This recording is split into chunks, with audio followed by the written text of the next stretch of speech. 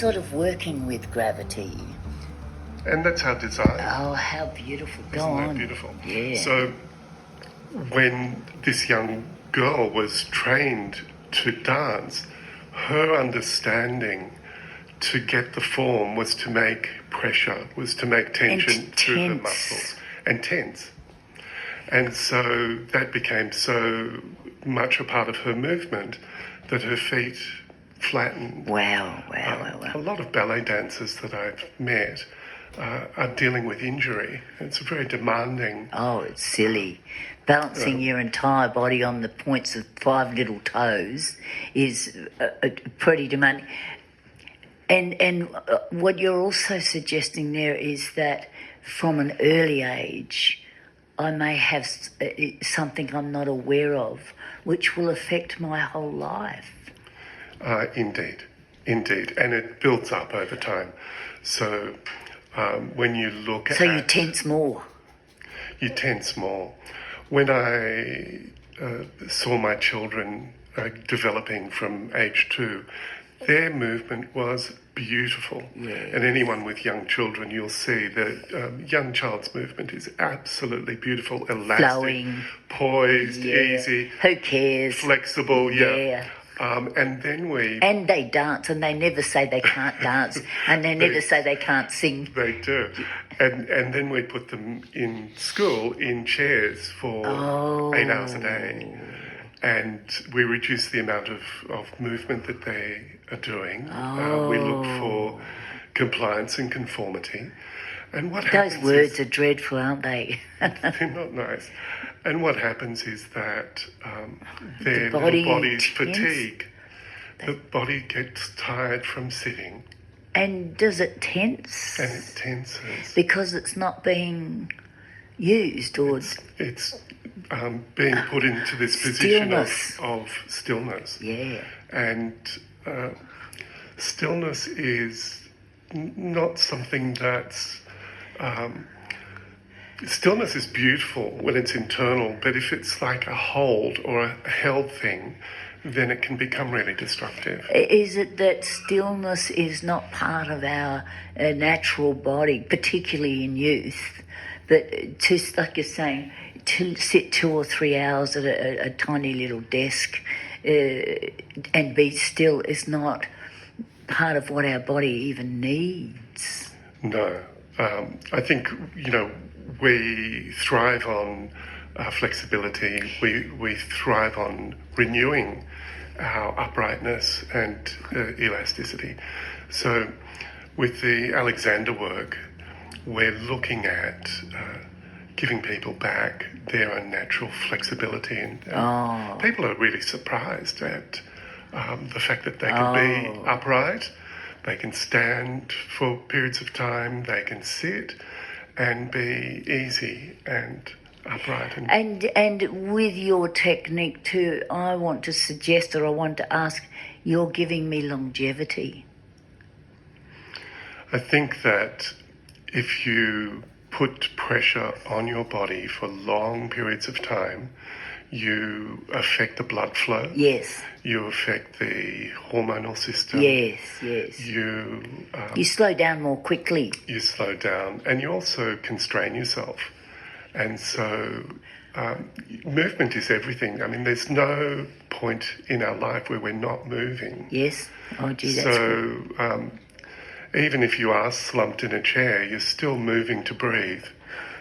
Okay. Yes. Once that stops, you're not alive any longer. Exactly. But what you're saying is drawing our attention or our knowledge to the way to nurture this extraordinary physical body that holds us. Yeah. So it is an extraordinary physical body, and there's great complexity within that. But simply put, we have the potential to move with ease and grace and human beauty, and working and living in the technological age Yes. There are many things that constrain Bums us. on seats forever. Bums on seats, cars, Yes. the vicissitudes of Ooh. life. Ooh, vicissitudes. Darlings, look that up in your Funkin' Wagnalls. What is the The vicissitudes? difficulties of life, paying the bills, the Yes. pressures that we come under. Which affect parts of our body, physically affect our body. A lot of the way in which we'll react to that is to make tension, to compress our body, To hold. to hold on, and we forget to let go. We hold more tightly. Yes, yes. And You know, can I share with you when I see somebody smoking a cigarette in the streets, I go to them and I ask them to do two things. And they said, "What's that?" And I said, "Please, if you're going to have a cigarette, don't stand near a rubbish bin. Go and stand under a tree. Go and stand by a bush. Be out in a bit of nature. And secondly, when you puff, when you draw in, don't go, I need to give this up, it's no good. When you draw in, say, thank you, Mother Medicine, for healing part of me, because that's what it is. It's a healing technique too, and it means you won't hold your lung tightly, which is what you're talking about. You lung will go, Oh, hooray. thank you very much. And that's what you're talking about, aren't Do you? you know that when I was 14, I started smoking, Yes. and I smoked until I was 30. And giving up was something that I knew that I had to do. It was really difficult to break that habit. And do you know what helped me break the habit? Alexander technique. Oh, really? By teaching you a forgiveness in a way, is it? Alexander technique becomes really an accurate kind of learning, and it teaches you when a habit fires and how to interrupt that habit. How lovely. Whether it's a habit like smoking a cigarette, Yeah, or being sad, or eating too much, or not eating enough. too much, or whether it's a movement habit. An addiction. An addiction, yes. So a habit is a neural loop. It's a neural loop, a body, it's neural from mind. From your brain. Usually, from your mind to your body. Go on. And usually that's under your awareness. It's an unconscious thing. It's something that you've learned. And so it's a habit. So it's a habit. Cigarette smoking is one example, but even more insidious than that is that we learn many movement habits, and we don't know that we have those movement habits. I see. So we might, for example, get out of a chair in a clumsy manner habitually, which is affecting part of our body, for example. Yeah. Is that what you mean? Yeah, when we learn a movement habit, we... which can be... go on. Which can be a way of walking. Or it can be a way of standing from a chair, or it can be My a walking way of is sitting. slightly to its right. Okay. Go on. Little imbalances can be patterned in. And what happens is that the little imbalance can accumulate over time. And what started off as a little imbalance can become a very significant imbalance. My slightly leaning to my right in 10 years' time can be a bit of a limp, for example. Yeah, very good example. Go on. And that's just built in. Because it accumulates over a period of time, you don't notice. No. And so... Then you think that's okay. You don't even think about it. It's a habit.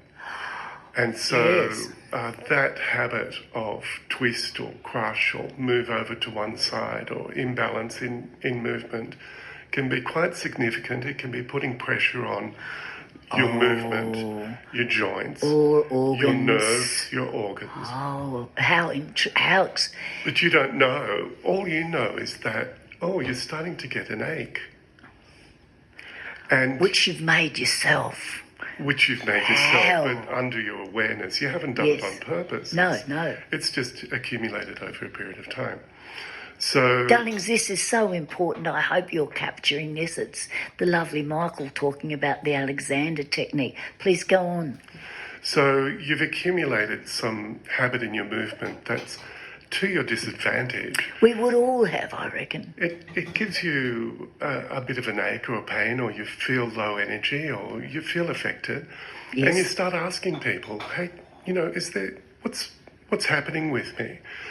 And Asking specialists, you're saying there, yes? well, eventually you Yes. might ask a specialist, and what they're looking for is disease. They're looking for a pathology, but what's happening isn't a pathology; it's a habit. Oh, gee, that's... instead of going off and getting advice to take pharmaceuticals, investigate Alexander technique and see whether you can heal yourself. Yeah, within reason. With guidance. With guidance, of course. With some people, an ache can be an indicator that there is a disease. And so seeing Fair enough. a medical person is really important. All right. An Alexander technique never says that you shouldn't use modern medicine. Thank you. Very good. So that's really an important point. Yes. Alexander technique is the application of intelligence. It's not a dogma. It's not a you have to be this or you have to be that. Yes. It's that when you have something that's happening that's chronic, that's gone on for a long time, that no one can really help put you. their finger on. Alexander technique gives you the tools to begin to consider for yourself what's gone wrong.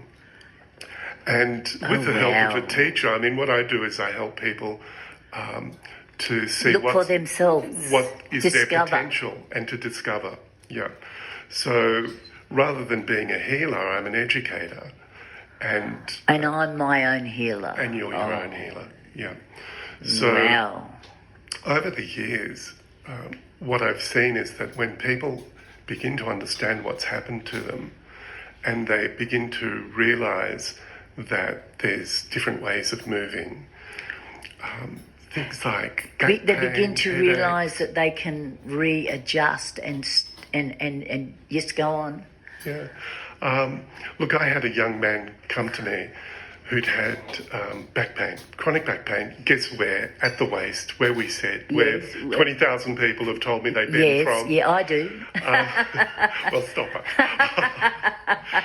So that guy developed chronic pain in his lower back. It really became a characteristic of him. And it chronic pain or continued pain affects your Everything. character, your Everything. work, Yeah. your sleep. Yeah. Go on. So he ended up having a discectomy, so a disc operation where they cut your back open and they extract the disc and they fuse the discs together. It's a pretty dramatic intervention. Unfortunately, in his case, a discectomy does work for some people in severe problems in about 50%. It's got about 50% success rate.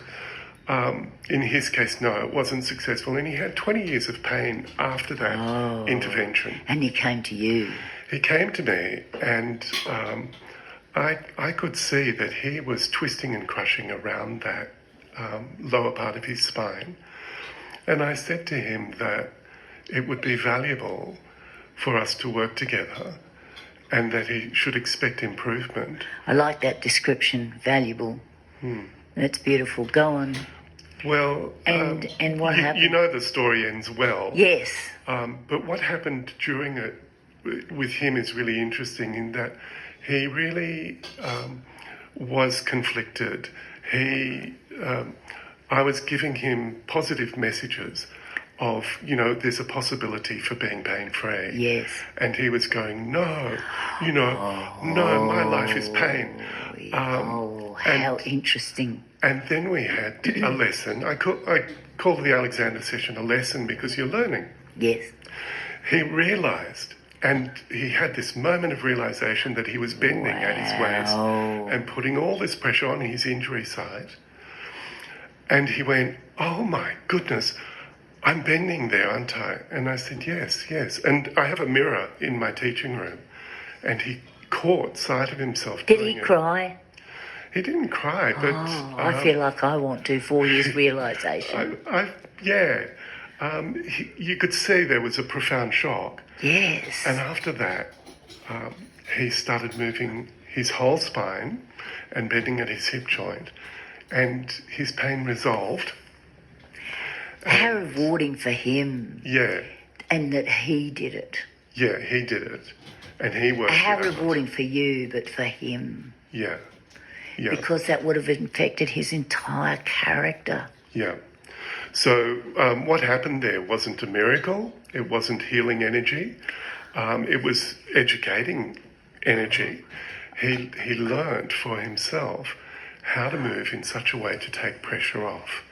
And for some people, unfortunately, sometimes that feels like a miracle to people, but it's not a miracle. It's a process that we can understand, and it empowers us. It feels, the miracle to me is the realisation by that person of how they can affect their healing. Yeah. So I know what you're saying when it's not a miracle, it's us as working with ourselves. Yeah.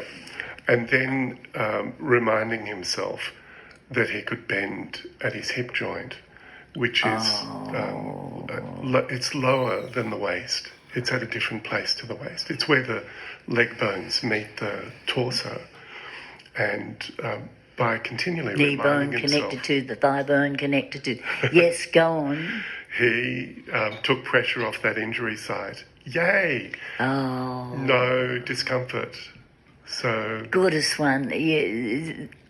Darling, this is really quite crucial education that we all should gain something from or go and learn something about. I'm suggesting we all, somewhere along the line, unknowingly create an ache or a pain. And through, Michael, through this Alexander technique, we can heal ourselves. Yeah, it's... kindly. Not only can we heal ourselves, but we can apply intelligence to our movement and our responses for the rest of our life. Apply intelligence. It's a skill for life. So, can I give myself a plug? Oh, please do. Okay, I've got a lot of information on my website, which is alexandertechnique.net.au. And at alexandertechnique.net.au, as well as me, there's a whole page of resources, information about the Alexander technique. You're a crucial part because you have 40 years of knowledge. Thank you very much. I bow before your knowledge, number one. Can I tell you a little bit about who developed the Alexander technique? So... Before you go there, my question is: do you have classes? Do you teach? I've got thank you. I've got a workshop that's happening on February the 8th, which is Saturday, February the 8th, and that's a 5-hour workshop, which is an introductory. Teaching us to look at ourselves, our pain. Is that what your workshop is? Or it's teaching the skill of recognizing how you can liberate your movement. Teaching us is to look at where our pains are arising from and how they might have begun. Well, not so much. I mean, that's a bit of the theory of it, but I'm teaching people what to do. Yes. And when you've got chronic pain, back pain, etc., it's like you're in a muddle. And, you are. Your thinking's muddled. It's confusing, and you're in pain because it's hurting. Okay, so the pain must blind you a little. Yeah, I think so. Go on. And brass tacks, we start with how to take pressure off. So the workshop on the February the 8th will start with showing you how to rebalance your movement and take some of the muscle pressure off. It teaches you how to let go of muscle tension and how to come into your elastic uprightness. How important. Now, with We all must carry some. Go on. with the Alexander teaching, not only do we teach with our voice and charts and maps of skeletons and stuff. all of that stuff, but we also put a hand on and help you somatically understand. Somatic being? Your body. So we give you a bodily experience. So you would come to me if my neck's a bit crooked and move my face slightly to help me understand. Is that what you mean? I'd change the movement for you a little so that you can begin to recognise pressure and lack of pressure. So in the workshop, we use easy language and easy ideas to begin you recognising pressure that you make or that you may be making and how to take that pressure off. Oh, gee, that's gorgeous. Pressure on the muscle or pressure on the bone or pressure on the pressure. Well, remember that your head is 10% of your body weight. So for me, that's about 10 kilos. Wow. And gee, that's because you've been carrying that all your life, you don't recognise that your head is weight, but it is. And the way in which you balance your head on your spine is going to determine whether you're compressing the spine or whether you're allowing the spine to decompress. And so one of the first things that we'll show someone using our hands is how to take a bit of pressure off the spine just by a little balance of the head. You're making me sit more straighter immediately, and I'm getting my shoulders more balanced. And yes, because I think we all have a wee ache or a pain somewhere because of that imbalance. Yeah. For the last 40 years, when I've been telling people what I do, with Alexander technique, they immediately go posture and they sit up straight. Yes. And they make tension and they're sitting up straight. Too straight. It's too straight. Oh. And, human posture is easy. It should be easy. Flexible. And beautiful and joyous and flexible. Oh, yeah. And I know you love joyous. Yeah. And for most people, they have this idea. I don't know where it's come from. But they have this idea of good posture being this stiff. Well, it was, when we were little, sit up straight. And at school, sit up straight, don't slouch. We were told continually to be stiff. Yeah. So, how beautiful that from you're my explaining point of view, that. and I think most Alexander teachers would agree that good posture isn't about being stiff. It's about being elastic and flexible and easy just in you saying it, and I'm looking at my arms and feeling them more like wings now. Oh, how beautiful. Than the tough movement, just allowing, because that's what the arms naturally do, is they flow, don't they? I enjoy playing guitar. Yes. And my wife is a musician. She's a classical pianist.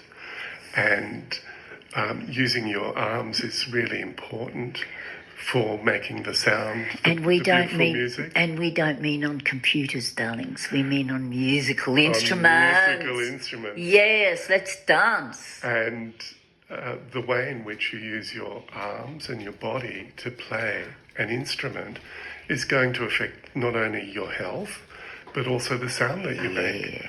And the fluidity of, which is what you're talking about, yeah? Yeah, you understand Go on. Immediately. Yes, we want, when we're making music, we want to be dancing on the instrument. We want to be easy and elastic and joyous. And what happens is that we get music and we effort to get to the end, to get all the notes right, and to be perfect, and etc. And what you'll see Tighten is up. a lot of musicians are tightening up. They're not aware of how they're using their body when they play. All they're aware of is the sound. And so one of our catchphrases... So if we're flowing with our movements, our music even sounds more better. Musicians use their body to make sound. Yeah. That is so beautiful. So, and this is why Alexander technique is taught in a lot of music schools and also drama schools, where they have to use their voice and their body to express a play, a written play, is because Alexander technique is helping them let go of that over effort and allowing them to come to the imposition upon yourself. Yeah. To tighten up and to be structurally, I suppose, perfect is let it flow, darlings. The lovely Michael is here. He's talking about a really essential knowledge about, because we have bodies in which our minds live. And so let us nurture or let this body manifest in its most natural form, which is a flowing form. Yeah, indeed. And flowing and upright and ease and joy of life. So I still, these days, I experiment with movement, because the Alexander technique, there's no right or wrong. What there is knowledge. Oh, that's a beautiful thing to say too. Yeah. And I think one of the things that attracted me to Alexander technique was that it wasn't telling me what to do. It was saying, here, investigate this. Investigate how free you can be. But also what you're talking about comes, to me, you're talking from nature itself. Yeah, well, we're as opposed to thinking. We're part of we are nature too. So I love walking around the bush tracks in the Blue Mountains. It's just such a privilege to live up here, isn't it? Oh. And I love the Pool of Siloam walk. It's gorgeous. You get down to it. It's so beautiful with the water cascading into the pool. And then you have to walk back up those steps. And in the old days, I used to really find it difficult climbing up all those stairs. I started experimenting with the idea of letting go and being easy and using falling to walk. And so allowing gravity to help me walk. And it's become, I'm really impressed by lifting yourself up energetically, isn't it, in its way? Yeah, you're letting lightening. You're lightening. So rather than efforting and compressing to go up the stairs, you're actually using that elastic uprightness and the force of gravity to fall up the stairs in a way that's controlled. So you're not falling down, you're falling up. Ain't the mind grand, what we can do with it. And really, it sounds to me that the Alexander technique is resting your mind in your body and listening and hearing and forgiving and allowing and lightening up all the time. I love that description. It's got there's a technical description. Music. Yeah, there's a technical description of Alexander technique as well, which is that we're moving from unconscious movement patterning to a conscious influence of that. Influence, a relaxation. Patterning. Now, neuroscientist Stephanie Fay talks about using the executive decision part of the frontal part of the brain to influence the cerebellum and the deeper movement. Oh, mate, that's complicated. Isn't that cool? Yeah. Let's get back to talking about dancing with the music of the mind. Yeah. So it's not just a feeling of let's all be happy and free. I mean, there's a technology underneath that's really I understand what you're saying. researched and deep. Yes. So Yeah, respect for that. Yeah. so the Alexander technique is really got a strong cognitive basis that's been researched and looked at for a long time. So it's science-based. Yeah. But it's taught by artists. Us. It's science-based, but ultimately our body, ultimately we are energy. And we are resonating energy. And absolutely, the knot in our pain is we can unknot with a resonance. And it's so interesting to find out who you are without that discomfort, without pain. My goodness, man, I'm most delighted to have you sharing this music about the body. It's very beautiful. Tell us again your website. It's alexandertechnique.net.au. Goodest ones, take the time to have a look. Take the time to go to one of Michael's classes about how you can be more tender with yourself and allow your movements to be more, dancing is more fluid. Yeah, it's liberating your movement, isn't it? Yeah. And conservation of human energy. That one, that's a good point. Yeah. Well, that's essentially in a busy world when you get tired from the knots in your body and the pain, is forgiving the pain or allowing it to go. Then you have this more colourful energy, more delightful energy with yourself and your accomplishments. As you get to know yourself, you can become more present, and being present is being essential. On this planet. Yeah, on this planet with full awareness, and you can make decisions about your movement and how you'd like to be. And take up a musical instruments and dance and be joyous. And absolutely. Thank you so much for being here. It's been most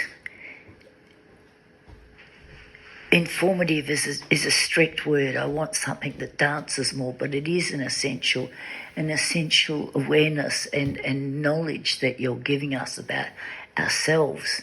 Thank you so much for what you do amongst the community in the healingness too.